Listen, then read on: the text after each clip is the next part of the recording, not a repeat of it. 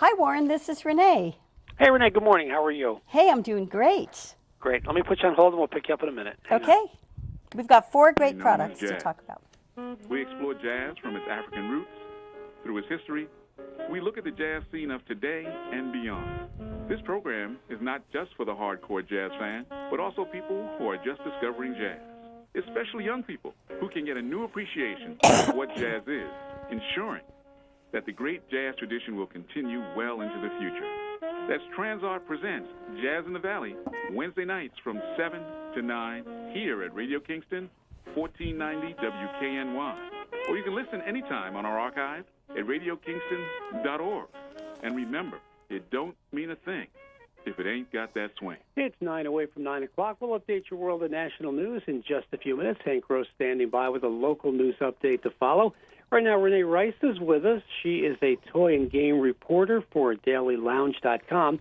And we want to take a little sneak peek into the New York Toy Fair, see what's going on, what's up and coming. And Renee, good morning to you. Good morning, Warren. Thanks for having me be a part of your show. Oh, great to have you with us, Renee. Happy Friday to you. That's good news. We always love Friday. Always love Friday, and looking at New York Toy Fair, it's even better. It is. And who doesn't love toys? You know, even adults. We all love toys, don't we, it seems? Well, you know, there's a new trend going on this year called Toys for Kidults, which is all about getting kids back into playing again and into their inner child. So let's talk about what's going on at the New York Toy Fair, some of the new innovations, and where should we begin here?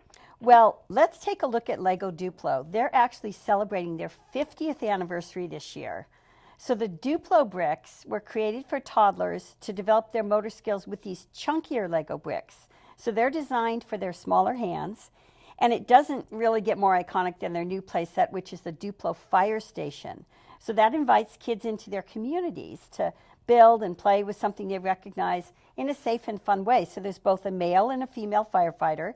There's a cute little Dalmatian dog, and there's a really fun light and sound brick that adds an authentic touch to their play. So whether they're learning to stack, to build, to role play, these DUPLO bricks offer a really wide variety of skill sets for all the learning ages. Renee, you've been in the toy industry for decades, and how have things changed as far as what kids are playing with and what kids are interested in over the last, say, 30 years? Well, we've been able to introduce some new technology into some of the product, and there's also, because of that, families are also looking at ways to add social skills and social things and play together. Like if you remember when we grew up, we played a lot of games, at least my family sure did. And so Sure. there's a company called Goliath Games, and they are known for their family skill and action games. So they have this new game.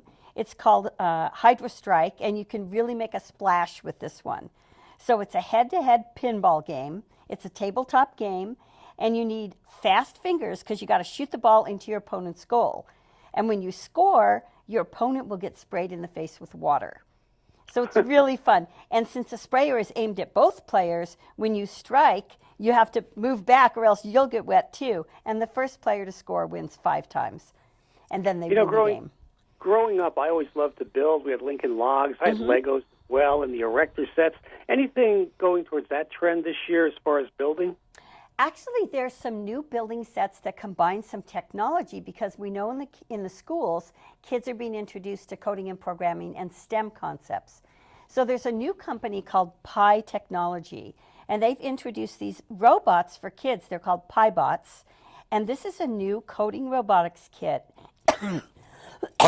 Excuse me. And it's aimed at kids ages 4 and up.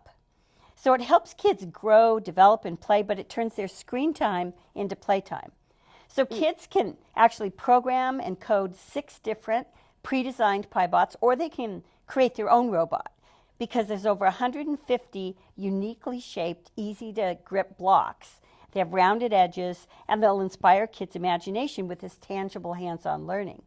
Now, they can teach their robots to move, to dance, to make sounds, to light up using the free app.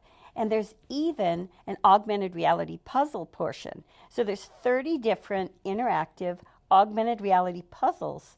And so they can learn even more coding concepts with visual cues. We have Renee Rice with us this morning. We're chatting about the upcoming New York Toy Fair, taking a look at some of the key trends at this Toy Fair, which opens this weekend, right? Yes, it opens this weekend, tomorrow morning. So we're getting a sneak peek today at some products that I was able to get approval to talk to you about today. So who participates in this Toy Fair? Can anyone go attend, or what's it like? It's for the trade, so it's for the manufacturers, the retailers, the media, to talk about. So you'll be seeing across TV shows all this week and next week about what some of these new toys are. And it's pretty exciting because there's over 10 football fields worth of toy products here to explore and find out about. So I can't wait to go play tomorrow. Renee, are board games still popular, or is that something a little more passé these days? No, actually, board games are popular both for social gaming for adults as well as for kids because, as I mentioned, a lot of kids are playing with mobile devices. So this is a way to get them away from those mobile devices and play with their family and have social time and really communicate with other people, learn about, both competitive gaming and cooperative gaming.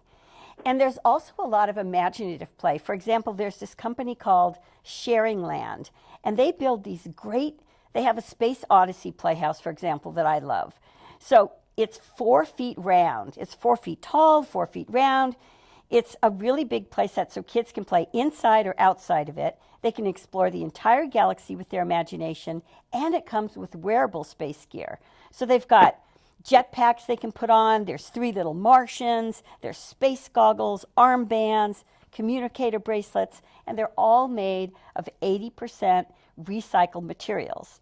So kids can customize their spaceship with washable markers, and when the mission's complete, it folds down completely flat so that they can store it until their next mission. So at the Toy Fair, is the Toy Fair made up of just ideas or actual toys? No, these are actual toys that are going to be in the marketplace. Some of them are already available, like the Lego DUPLO Fire Station. It's available now. The Goliath game's available now. And some of these, like the Pibots robots for kids, that's coming out this spring. But you can go to Amazon because they have a special pre-order in honor of New York Toy Fair. And the Playhouse is also available right now. And they also have a variety of other versions. They have castles and, just all kinds of different ways for kids to play and use role play, child size accessories to really add to that role play experience. So how many toys are on display at this Toy Fair? Oh my gosh, there's there's hundreds of thousands of toys, but there's thousands of new toys out. There's at least 5,000 new toys every Toy Fair that are introduced. And they're across all categories, whether it's dolls, action figures, sporting goods, indoor, outdoor, drones, robots, basic wooden toys. There's just every type of toy you can imagine here. And Ray, before I let you go, what's the main ingredient behind a popular toy for youngsters? What does a toy have to keep the attention of youngsters these days? It has to be fun. It has to be something that they want to play with. And if it's open-ended, they can come back over and over again and play with it in different ways. And it builds their curiosity and exploration if there's different ways to play. So the general public will hear more about this when?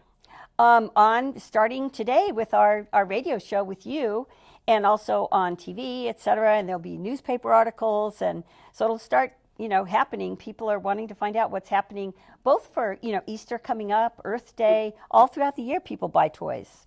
Great. Hey, Renee, good to have you with us. Thanks for all the information on the Toy Fair. Do you attend yourself? Oh, I absolutely attend, and you can go to dailylounge.com for more information, or my website at Reyne, Rice, R-I-C-E, so ReneeRice.com.